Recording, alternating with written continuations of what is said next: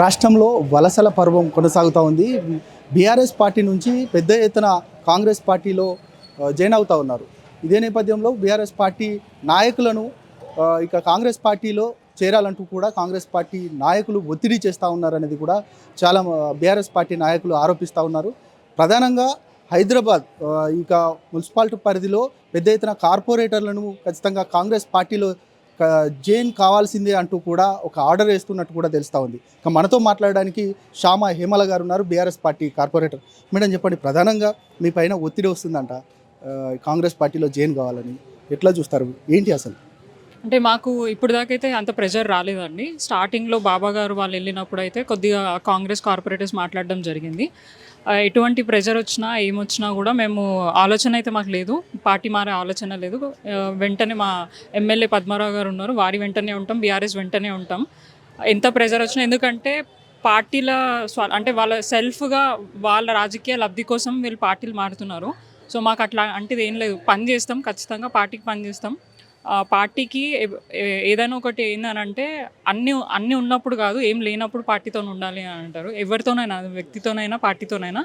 So ఖచ్చితంగా మేము BRS పార్టీని వదిలేదే లేదు. ఎంత ప్రెజర్ వచ్చినా కూడా ఆ ప్రెజర్ని తట్టుకొని ఇంకా ముందుకెళ్ళి బలంగా ఇంకా కూడా పార్టీకి పనిచేస్తామని తెలియజేస్తున్నాం. అంటే ఒత్తిడి ఎవరు చేస్తున్నారు పార్టీ మారమంటూ? అంటే ఇంకా కాంగ్రెస్ వాళ్ళే ఉంటారు. ఇక పార్టీ వాళ్ళకే కదా ఇప్పుడు బలం కావాలి. ఇప్పుడు వాళ్ళ క్యాడర్ కంటే బీఆర్ఎస్ క్యాడర్ ఎక్కువ అయిపోయింది వాళ్ళకి. ఉన్న కార్యకర్తలను కాపాడుకోలేక వేరే బయట నుంచి కార్యకర్తలు తీసుకొని వాళ్ళని అభ్యర్థులుగా ప్రకటిస్తున్నారు. అంటే వాళ్ళకే వాళ్ళ క్యాడర్ మీద నమ్మకం లేకుండా అయిపోయి బీఆర్ఎస్ పార్టీ వాళ్ళ ఎవరైతే విన్నింగ్ క్యాండిడేట్స్ ఉన్నారో వాళ్ళనే తీసుకొని వాళ్ళు క్యాండిడేట్స్ ప్రకటిస్తారు. కాబట్టి సో మాకైతే ఎంత ప్రెజర్ వచ్చినా కూడా మేమైతే ఖచ్చితంగా మేము చెప్పేది ఒకటే, మేము పార్టీ వెంట, మా ఎమ్మెల్యే గారి వెంటనే ఉంటామని చెప్పేసి. కామన్గా మా కొలీగ్ కార్పొరేటర్స్ ఉంటారు కొంతమంది జాయిన్ అయిన వాళ్ళు కూడా అడగడం జరిగింది.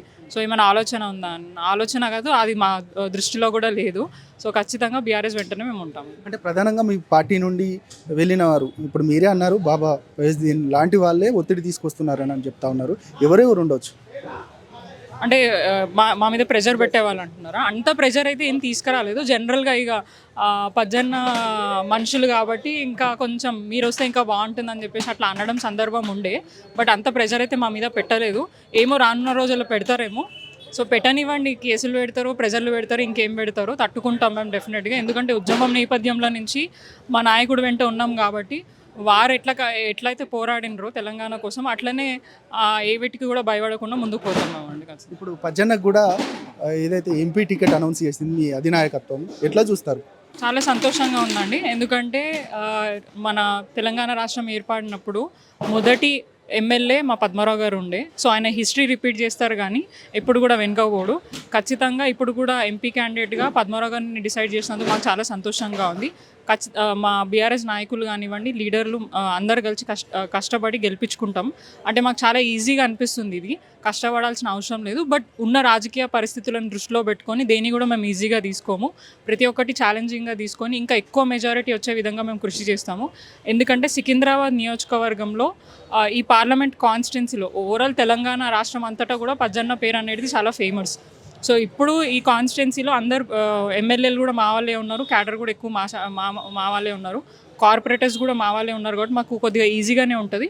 బట్ అయినా కూడా దేనిని కూడా మేము ఈజీగా తీసుకోకుండా అన్నిటినీ కూడా, ఎందుకంటే ఇప్పుడు ఇక్కడి నుంచే రీసెంట్గా దానం నాగేందర్ గారు బీఆర్ఎస్ నుంచి ఇప్పుడు కాంగ్రెస్కి పోయారు. ఇప్పుడు ఆయన కూడా క్యాండిడేట్.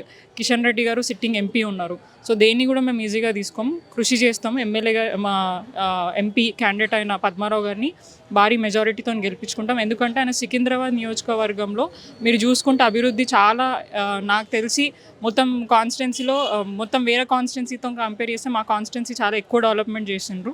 ప్రజల మనిషి, ప్రజల నాయకుడు. డెఫినెట్గా ఆయన గెలిచే స్కోప్ 100% ఉందని మా నమ్మకం. భవిష్యత్ కార్యాచరణ ఎట్లా ఉండబోతుంది? ఇక పార్టీలోనే కొనసాగుతారా, లేదు అని అంటే ఏమైనా పార్టీ మారే ఆలోచన ఉందా? ఫైనల్గా చెప్పండి. ఇంకా మా టర్మ్ 2 years ఉందండి. డెఫినెట్గా 2 years పాటు పార్టీలోనే పనిచేస్తాం. ఆ 2 years తర్వాత కూడా పార్టీ మాకు అవకాశం ఇస్తే మేము ముందుకు వెళ్తాము. లేదన్నా కూడా ఒక కార్యకర్తగా డెఫినెట్గా పార్టీకి పనిచేసుకుంటా, పార్టీ స్ట్రెంగ్త్గా మేము ఉండాలని కోరుకుంటున్నాము.